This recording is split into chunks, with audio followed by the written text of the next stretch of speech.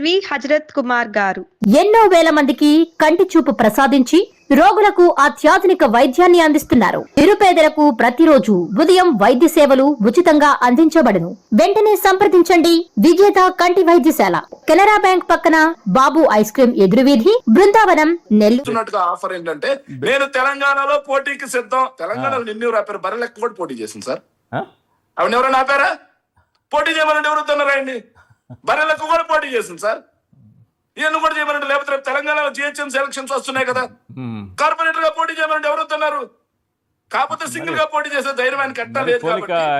మరి జనసేనకి అంత తక్కువ పోలిక, అటువంటి పోలిక అంటే అభిమానం లేదా, ఇక్కడ పార్టీ లేదా? సార్, నేను అక్కడ ఉన్నటువంటి బీఆర్ఎస్ మాజీ ఎమ్మెల్యే అయినటువంటి మల్లయ్య యాదవ్ గారిని కానీ అనిరుద్ రెడ్డి గారు ఎవరైతే ఉన్నారో వాళ్ళందరికీ కూడా నేను ఒక రిక్వెస్ట్ చేస్తున్నాను సార్. పవన్ కళ్యాణ్ గారు మీకు ఓపెన్ ఆఫర్ ఇస్తున్నారు. తనకు ఉన్నటువంటి కొన్ని ఓట్లని మీకు తాకట్టు పెట్టడం కోసం ఓపెన్ ఆఫర్ ఇస్తున్నారు. వేలం పాట పాడుకోండి.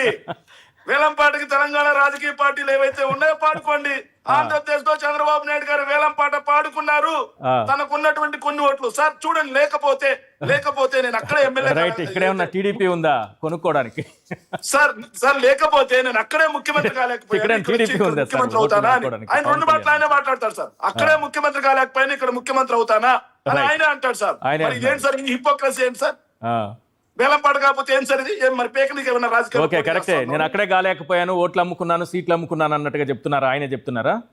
హింట్ ఇస్తున్నారు సార్. వాళ్ళు ఓపెన్ ఆఫర్ ఇస్తున్నారు. వాళ్ళు వేలం పాట పాడుకోవచ్చు చెప్పి నేను వాళ్ళని రిక్వెస్ట్ చేసుకున్నాను సార్. రైట్.